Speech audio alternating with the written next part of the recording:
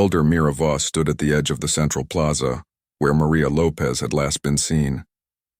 In her hands she held a small Terran flag, given to her by Lena Ortiz. It was faded from smoke and sun, but its colors were clear. She folded it carefully and placed it inside a glass case made from salvaged temple glass. Around her, Kalari children planted seeds in the ash.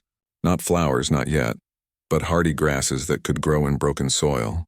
Life returning, aboard the Resolute, the crew felt the weight of what they had done. Derek Moore stood on the bridge watching Viridia turn slowly below. He missed Maria. Not with loud grief, but with a quiet ache that would stay with him always. Yet he also felt something new, pride. Not for victory, but for belonging. They had gone to a distant world as strangers and returned as part of something larger.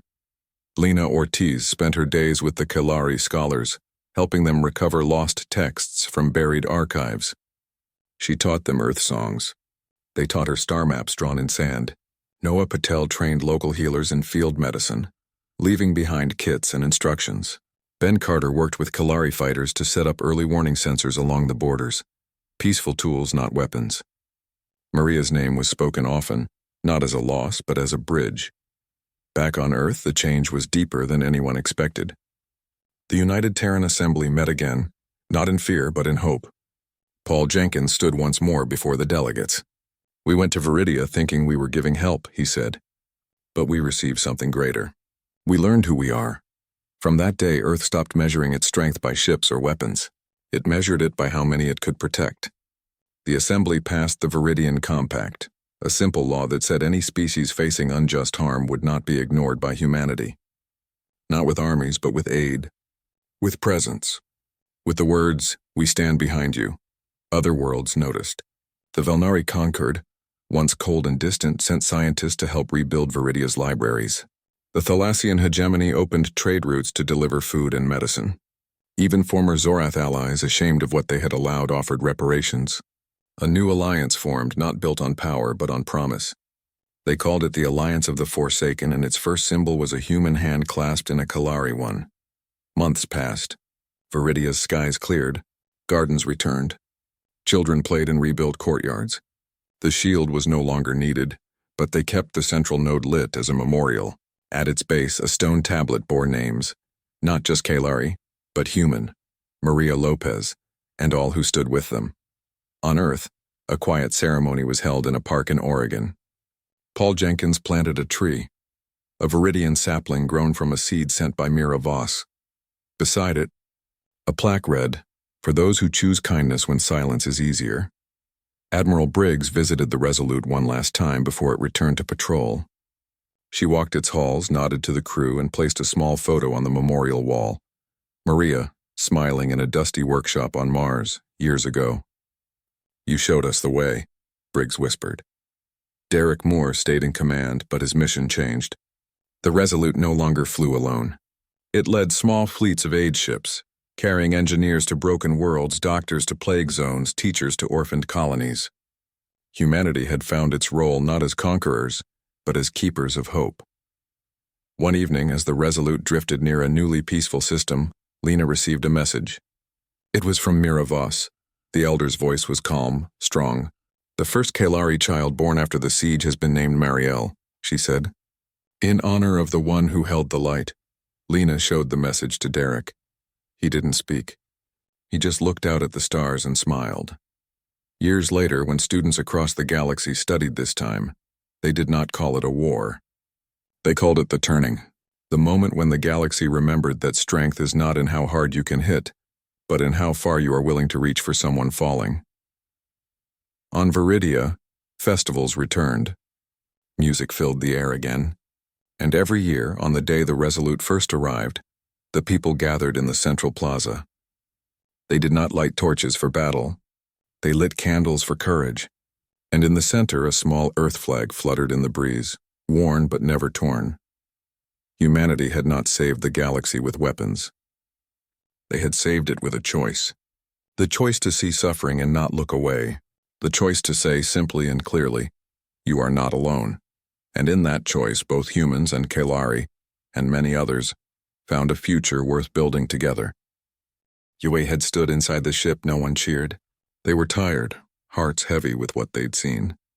But they also felt something new, purpose. Lena sat with Derek on the bridge. "They're still alive down there," she said. "And we'll keep them that way," he replied. Back on Earth, news of the rescue spread. People watched footage of humans and Kailari working together. They saw Noah treating wounds, Maria fixing machines, Lena speaking their language. It wasn't war. It was care. And it moved something deep in the human spirit. In the Velnari Concord, a young diplomat named Joran watched the broadcast. He turned to his council and said, "If humans so new to the stars can do this, what excuse do we have?" On a Thalassian trade station, dock workers refused to load weapons bound for the Zorath. "We won't help bullies," one said. Even the Zorath began to hear whispers in their own ranks. Soldiers asked, "Why do these humans risk so much for strangers?" The Resolute drifted in orbit, watching over Viridia like a quiet guardian. Below, the Kalari slept under hidden lights, safe for now. Above, humans kept watch, not as conquerors, but as friends. And in that moment, the galaxy began to change. Not with a bang, but with a choice. The choice to stand when others walked away. The choice to care when it cost something. The choice that said simply, "You are not alone." Part 4. News of the Resolute's stand at Viridia traveled faster than any warship. It moved through comms relays, trade lanes, and quiet conversations in spaceports across the galaxy. On neutral worlds, people who had never heard of Earth now spoke its name with respect. Dock workers on Ceres Minor refused to load Zorath cargo ships, saying, "We won't help those who crush the helpless." Students on the academic moon of Lyra held vigils, lighting candles shaped like Earth's continents. Even in the Velnari Concord, long proud of their cold logic, young citizens gathered outside government halls holding signs that read, "What would humans do?" The Zorath Dominion noticed. At first they laughed. Humans were newcomers, soft, untested. But as more systems questioned their actions, as supply lines slowed and morale dipped among their own ranks, the laughter faded. Their leaders sent harsh orders: crush Viridia completely. Make an example. Show the galaxy what happens to those who defy the Dominion. Back on Earth, Admiral Helen Briggs watched the reports with quiet intensity. She knew the Resolute couldn't hold out forever. One ship, no matter how brave, couldn't stop a full invasion. She called an emergency session with the United Terran Assembly. This time there was no debate. Everyone agreed more help was needed. 2 more ships were readied, the TFS Horizon and the TFS Vanguard. They carried not soldiers, but engineers, doctors, and modular shield generators built in Earth's orbital yards. Dr. Lena Ortiz, still aboard the Resolute, sent detailed notes on Kalari physiology and Viridia's terrain. Maria Lopez's schematics of the underground energy grid were studied by every technician on the new cruise. Captain Derek Moore, tired but resolute, welcomed the reinforcements when they arrived.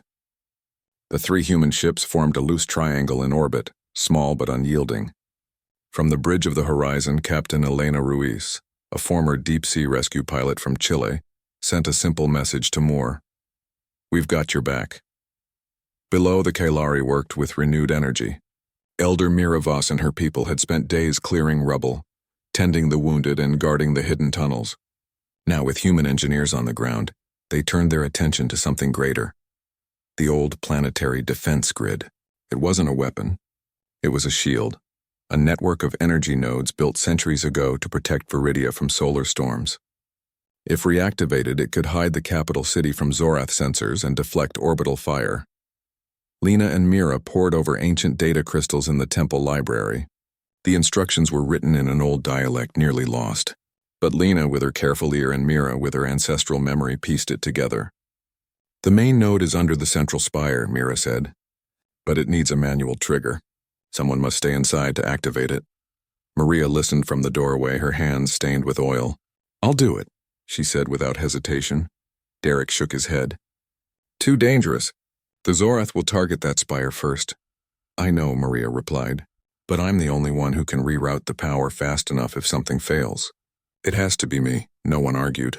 They all knew she was right. The plan came together in quiet urgency. The 2 new ships would draw Zorath patrols away with decoy signals and sensor ghosts. The Resolute would stay near the spire, ready to pull Maria out if possible. On the ground, Kalari fighters, few in number but fierce in heart, would create diversions in the outer districts. and Maria would enter the spire alone, with only a comms earpiece and a toolkit. The night before the operation, Maria sat with Noah in the medical bay. He handed her a nutrient bar and a small charm, a woven thread from his grandmother in Mumbai. "For luck," he said. She smiled. "I don't believe in luck, but I'll take it anyway." Derek found her later on the observation deck. Earth was a distant blue dot on the view screen. "You don't have to do this," he said softly. "Yes, I do," she answered. "If we leave them now, what was any of this for?" He nodded. He understood. At dawn, the operation began. The Horizon and Vanguard launched drones that mimicked fleet signatures, luring half the Zorath ships toward the southern pole. Kalari resistance fighters set off controlled explosions in abandoned factories, drawing ground patrols away from the city center. Maria, dressed in a light environmental suit, slipped through the ruins toward the spire. Inside, the air was thick with dust and silence. The central chamber glowed with faint blue lines, residual energy waiting to be awakened. She climbed the spiral stairs, tool belt clinking, heart pounding but steady. At the top, she found the control hub, cracked but intact. "More, I'm in position," she said into her comms. "Copy that." His voice came back. "Zorath just spotted the decoys. They're confused, but not for long. You've got maybe 20 minutes," Maria got to work. She bypassed fried circuits, replaced shattered crystals with spares from her pack, and synced the node to the underground grid Mira's people had repaired. Sweat dripped into her eyes. Her fingers moved fast, guided by years of fixing what others called broken. Then alarms blared overhead. "Maria, Zorath dropships inbound. They know where you are." "I'm almost there," she said, voice tight. She flipped the final switch. Lights surged through the chamber. The grid hummed to life, but a warning flashed on the console: power instability. The system needed a manual override to stabilize, and it had to be held for 90 seconds. She looked at the timer. 90 seconds was forever in a war zone. "More," she said calmly. "The shield's up, but it's shaky. I have to stay and hold the override." "Maria, no, it's okay," she interrupted. "Tell my grandma I fixed something important." Below, the shield flared to life just as Zorath bombers opened fire. Energy beams struck the invisible barrier and scattered like rain on glass. The capital city was safe. Inside the spire, Maria held the override lever with both hands. The building shook. Dust fell, heat rose. She closed her eyes and thought of her grandmother's garden, of clean water flowing through desert pipes, of a planet she'd never seen but had chosen to save. On the Resolute, Derek watched the spire collapse in a cloud of fire and stone. His hands gripped the console. He didn't speak. He just stood there honoring her silence, but her work held. The shield stayed strong. The Zorath bombardment failed. In orbit, the Dominion commanders grew furious. Their weapons did nothing. Their enemies were hidden. And now reports came in. Velnari patrol ships were moving toward Viridia's sector. Thalassian freighters had stopped carrying Zorath supplies. Even minor systems were forming defense pacts. The tide was turning, not by force but by courage. Back on Earth, people gathered in streets and squares. They didn't celebrate. They remembered. Schools held moments of silence for Maria Lopez. Factories paused their lines. In Geneva, Paul Jenkins stood before the assembly and said, "She didn't die for war. She died for kindness. And that is the strongest thing in the universe." On Viridia, Mira Voss stood at the edge of the ruins looking up at the sky. The shield shimmered above her like a second atmosphere. She placed a small stone on the ground, a Kailari tradition for those who give everything. And far above, the Resolute, Horizon, and Vanguard held their positions, not as invaders, but as guardians. The galaxy was watching, and for the first time in a long time, it was watching something good. Part 5. The Zorath Dominion did not leave Viridia in a blaze of glory. They left in silence, after days of failed attacks, after their weapons bounced off a shield held by one human sacrifice, after whispers of rebellion spread through their own ranks. Their commanders gave the order to withdraw. Their ships lifted from orbit like shadows retreating from light. No final threat, no grand speech. Just emptiness where cruelty had been. On the surface, the Kailari did not cheer. They wept, they held each other. They walked through the ruins not with fear but with purpose. The shield still hummed above them, a soft blue dome woven from ancient design and human courage. It would stay active for weeks, giving them time to heal, to rebuild, to breathe. They had what they needed. He checked the comms himself, testing the link to Earth one last time. Admiral Briggs's voice came through clear. "You're not alone out there.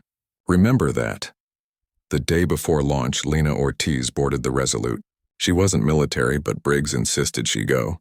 "You understand them," the Admiral had said. "They'll need to know we see them as people, not just a mission." Lena brought data crystals filled with Kalari poetry, music, and medical records. She hoped it would help build trust. On the ship, she met Maria, who showed her how to seal a hull breach.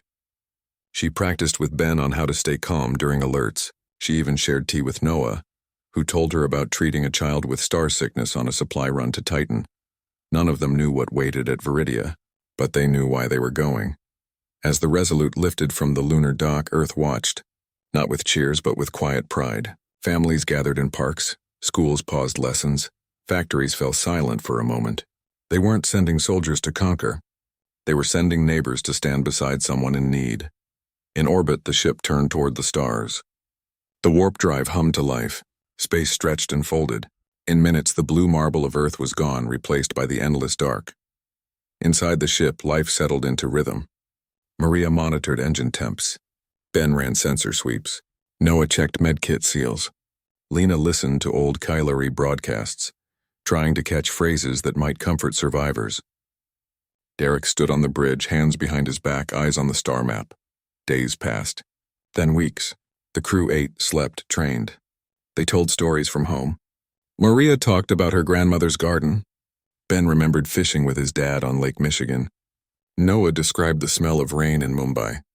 These small things kept them human even as they flew toward danger. Then one morning, the long-range sensors beeped. Viridia was near. Derek called everyone to the bridge. On the main screen, the planet appeared, beautiful and broken. Clouds swirled over green continents, but smoke rose from the northern hemisphere. Orbital debris glittered like broken glass. And circling above it all were Zorath patrol ships, sleek and black like sharks in deep water. Maria's hands tightened on the console. "They're watching us." Ben checked weapon status, set to standby. "We're not here to fight," he said, more to himself than anyone. Lena stared at the planet. "They're still alive down there," she whispered. "I can feel it." Derek took a breath. He opened the comms channel. His voice was calm, clear, and carried across the void. "Terran vessel Resolute. We come in peace. We stand with the Kalari." For a long moment there was only silence. Then a Zorath ship turned toward them. Its comms crackled to life, harsh and cold. "Terran vessel. You are in Dominion space. Withdraw immediately or be destroyed." Derek didn't flinch. "We recognize no claim over Viridia. We are here to deliver humanitarian aid. We will not fire unless fired upon." The Zorath ship hovered, engines glowing red. Seconds stretched. Then it moved, not to attack but to signal others. More ships began to gather. On the bridge, no one spoke. Maria held her breath. Ben's fingers hovered over the shield controls. Lena closed her eyes and prayed in a language she barely knew, but Derek stood firm. He knew they were outgunned. He knew the odds. But he also knew something the Zorath didn't. Humanity had already lost too much by staying silent. This time they would speak. And so the Resolute held its position. A single ship against a fleet, its lights steady, its message clear. Not with weapons, but with presence. Not with threats, but with courage. Far below, in a ruined temple buried under ash, Elder Mira Voss heard the transmission. She looked up at the cracked ceiling, tears in her eyes. For the first time in months, she did not feel alone. Someone had come. Someone had chosen to stand. And that, for now, was enough. Part 3. The Resolute hung in orbit above Viridia, small and bright against the dark. Zorath ships circled like wolves, but none fired. They seemed confused. No one had ever defied them without weapons. Captain Derek Moore kept his voice steady over the comms, repeating their peaceful intent. Below, the planet smoldered, but life still flickered in its ruins. On the surface, Elder Mira Voss listened to the human message through a cracked speaker in her shelter. Her people huddled around her.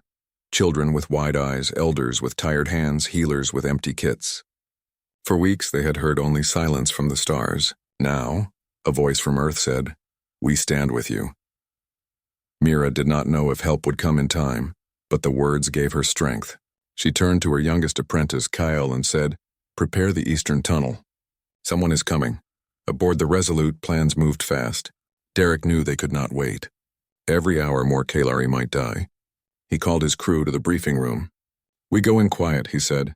"Shuttles 1 and 2 will land near the Capitol ruins. Maria, you're with me.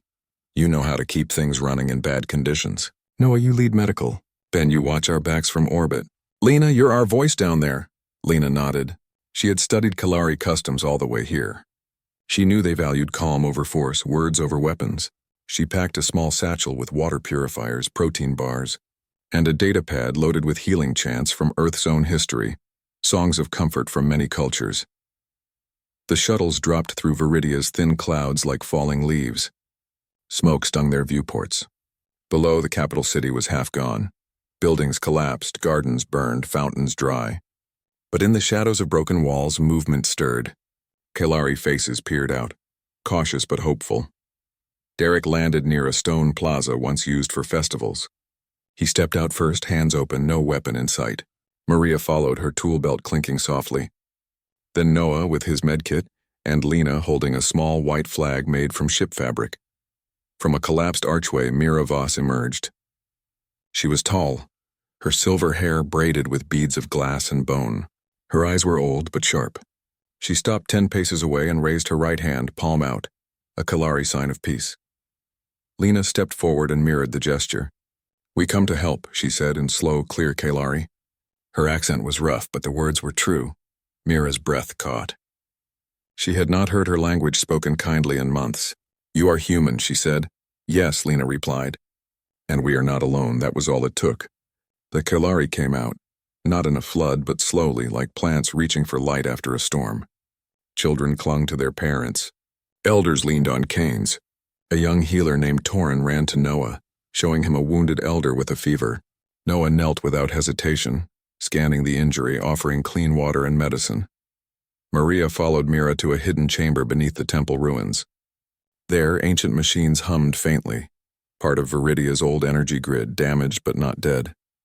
"If we can restore power," Mira said, "we can shield the shelters from Zorath scans." Maria ran her hands over the dusty panels. Wires were frayed, crystals cracked, but she saw a way. "I can reroute the main conduit," she said, "but I'll need parts and time." Back on the Resolute, Ben watched the Zorath ships grow restless. Their comms buzzed with angry orders. He knew they wouldn't wait forever. He patched into the shuttle channels. "Derek, we've got movement. 2 Zorath scouts breaking orbit. They're heading your way." Derek's voice was calm. "Copy that. Keep the Resolute ready to lift if needed." On the ground, the humans worked fast. Noah set up a triage station in a half-standing library. He treated burns, infections, broken bones. He showed Kalari healers how to use Earth's antiseptics. They showed him which local plants could ease pain. Together they saved lives. Lena walked among the people, listening more than speaking. She learned names. She held hands. She sat with a mother whose child had vanished in the bombings. She didn't offer empty promises, just presence. And that meant more than words. Maria, deep in the chamber, soldered wires with steady hands. Sweat dripped from her brow. Mira brought her water and soft bread. "You work like one of us," the elder said. Maria smiled. "My grandma used to say, broken things just need someone who cares enough to fix them." Above, the Zorath shuttles descended. They hovered over the city, scanning, searching. Ben sent a warning. "They're looking for you. Get ready to move." Derek gathered his team. "We can't stay, but we'll come back." Mira's eyes filled with fear. "They'll burn this place when you leave." Derek looked at Maria. "Can the grid buy us time?" Maria wiped grease from her face. "If I finish the bypass, it'll mask heat and life signs for a few hours. Maybe more." "Do it," Derek said. While Maria worked, Lena helped Kalari families move deeper underground. Noah packed extra supplies for them to use later. Ben, from orbit, launched a series of decoy drones, small, cheap, but loud on sensors. They flew east, drawing the Zorath scouts away. The trick worked. The enemy ships chased the drones into the mountains. For now, the city was safe. Maria finished the bypass just as the last family disappeared below. She flipped the final switch. A low hum filled the chamber. Lights flickered on in the tunnels. Soft, blue, safe. Mira placed a hand on Maria's shoulder. You gave us more than time. You gave us hope, Derek called for evac. The shuttles lifted as the Zorath turned back, confused by the empty city. From orbit, Ben guided them home. The Resolute's bay doors closed just as the first Zorath beam struck the plaza where the... Part 1. On the far edge of the galaxy, where starlight grew thin and silence stretched for light years, the planet Viridia burned. Smoke rose from its cities, curling into a sky once known for its twin sunsets and gentle winds. The Kailari people, who had lived in peace for over 300 years, now huddled in underground shelters, their libraries turned to rubble, their gardens trampled by armored boots. They had never raised a weapon in anger. Their strength had always been in words, in knowledge, in offering safe harbor to travelers from every corner of space. But when the Zorath Dominion came demanding surrender, no one answered their calls for help. The great powers of the galaxy, the Vilnari conquered with their gleaming fleets, the Thalassian hegemony with their ancient laws had all turned away. Non-interference, they said, not our concern. Even species who once traded with the Kailari, who had studied in their universities or healed in their clinics, now kept their comms silent. The Kailari were alone. Their last message, sent through a failing relay satellite, crackled with static and sorrow. We are alone. No one answers. That signal, weak and fading, drifted across the void until it reached the edge of human space. There, on the far side of the moon, inside a dome-shaped station built into the lunar rock, Lieutenant Chris Dawson sat at his console, sipping cold coffee and watching the data streams scroll by. He wasn't expecting anything unusual. Earth's deep space network mostly picked up cosmic noise or old alien broadcasts repeating like ghosts. But this was different. The pattern was structured, urgent. He flagged it immediately. Within minutes, Dr. Lena Ortiz was at his side. She wore a faded blue jacket and had tired eyes, but her mind was sharp. She'd spent the last decade studying alien languages, especially the soft, melodic tongues of the Outer Rim. As the recording played again, her fingers tightened around the edge of the console. It's Kailari, she whispered. They're begging for help, Chris frowned. I thought the Kailari were neutral. Why would anyone attack them? Because they refused to join the Zorath Dominion, Lena said, and because no one would defend them. She pulled up star charts, news logs, diplomatic bulletins. Every major power had issued statements of regret, but none had sent ships. None had even replied to the Kailari's final plea. The galaxy had abandoned them. Lena didn't hesitate. She grabbed a datapad and walked straight to the command wing of the station. There, in a small office overlooking the silent lunar surface, sat Admiral Helen Briggs. She was in her late 50s, with short gray hair and hands that still bore the scars of Earth's last civil conflict. She'd helped unite the fractured nations of the planet under one flag. Not through force, but through stubborn fairness. She looked up as Lena entered, her expression calm but alert. Admiral, Lena said, placing the recording on her desk. We just received this from Viridia. The Kailari are under attack. They're being wiped out. Briggs listened to the message twice. The second time she closed her eyes. When she opened them, her voice was low but firm. And the conquered? The hegemony? Silent, Lena replied. Everyone's pretending it isn't happening. Briggs stood and walked to the window. Earth hung in the blackness below, blue and fragile. Humanity had spent centuries tearing itself apart. Over land, over belief, over fear. Only in the last 50 years had they begun to heal, to reach for the stars not as rivals but as one people. Now, faced with a choice, Briggs knew what it meant to be human wasn't just about surviving. It was about standing up when others wouldn't. Get me Captain Derek Moore, she said, and alert the Resolute. We're not staying silent. Back on Earth, the news moved slowly at first. Most citizens had never heard of the Kailari. But when the United Terran Assembly convened in Geneva, the mood shifted.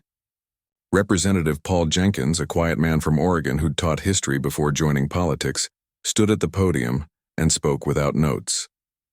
He told the story of a people who offered kindness and received betrayal.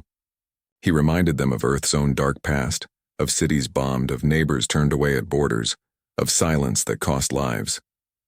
We spent generations learning that lesson, he said, his voice steady. Now the galaxy is repeating it, but we don't have to. His words spread, not through grand speeches, but through messages. Through schoolrooms, through dockyards where engineers like Maria Lopez paused their work to listen. On Mars Colony 3, a group of students held a vigil. In the shipyards of Luna, workers volunteered overtime to prepare vessels for deep space runs. Something was stirring, not anger but resolve. Meanwhile, aboard the TFS Resolute, Captain Derek Moore reviewed the mission parameters. His ship was new, one of the first true interstellar cruisers built by United Earth. It carried no planet-killer weapons, no cloaking devices, but it had medical bays, shield emitters, and a crew who believed in more than just orders. His tactical officer, Ben Carter, ran simulations against Zorath patrol patterns. His medic, Noah Patel, packed extra trauma kits. Engineer Maria Lopez checked every thruster, every oxygen recycler, knowing lives would depend on them. Moore didn't know if they could win, but he knew they had to go. On the day of departure, Admiral Briggs stood on the observation deck as the Resolute lifted from the lunar dock. She didn't salute. She just watched it vanish into the stars, a tiny spark against the dark. Far away, on a dying world, Elder Mira Voss clutched a data crystal containing the last of her people's history. She had stopped hoping. But in the silence of her shelter, she heard a new signal. Not from the conquered, not from the hegemony, but from a species so young, they'd only just learned to fly among the stars. The message was simple, clear, and carried no hidden agenda. Terran vessel Resolute. We come in peace. We stand with the Kalari. For the first time in weeks, Mira Voss allowed herself to cry. Not from fear, but from something she thought she'd lost forever. Hope. Part 2. Back on Earth, the decision to help the Kalari did not come easily.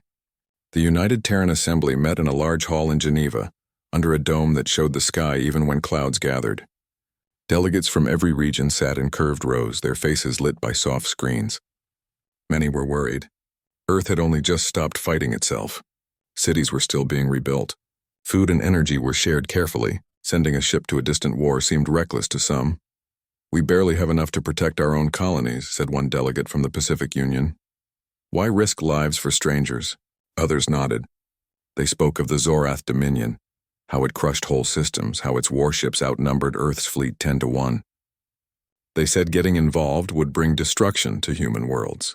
Fear hung in the air like fog, but then Paul Jenkins stood up. He wore a simple gray suit and held no notes. He looked out at the room, not with anger, but with quiet sadness. 100 years ago, he began, my grandparents lived through a time when nations watched as others suffered. They called it not our problem. Millions died while the world stayed silent. We swore we'd never do that again, he paused. Now the galaxy is doing the same thing. The Kalari never hurt anyone. They taught, they healed, they welcomed. And when they needed help, everyone looked away. If we do the same, what have we really changed? His words settled over the room. Younger delegates, who had grown up learning about Earth's past mistakes, shifted in their seats. An engineer from Nairobi spoke next. My team built the Resolute's life support system. We didn't build it just to fly in circles. We built it to help. A farmer from Argentina added, my village shared our last grain during the droughts. That's how we survived. Maybe the galaxy needs to learn that too. Slowly, the mood changed. It wasn't about winning a war. It was about doing what was right. When the vote came, it was close. But in the end, the Assembly agreed. Earth would send aid. Not as an army, but as a promise. A promise that no one should be left behind. News of the decision spread fast. On Mars, students painted murals of human and Kalari hands joined together. In orbital shipyards, workers stayed late to check every bolt on the Resolute. Captain Derek Moore received final orders. Go to Viridia, deliver supplies, protect civilians, and show the galaxy that humanity stood for something more than survival. His crew prepared without fanfare. Maria Lopez, the ship's chief engineer, ran diagnostics on the warp core for the third time. She was small with quick hands and a sharp mind. She'd grown up fixing water purifiers in a desert town, and she believed anything broken could be mended, if you cared enough. Now she cared about a whole planet she'd never seen. Ben Carter, the tactical officer, studied Zorath patrol routes. He wasn't eager to fight, but he knew defense was part of protection. He programmed the Resolute's shields to reroute power fast, so even a small ship could hold its ground. He also loaded non-lethal countermeasures, sonic pulses, light flares, things that could confuse without killing.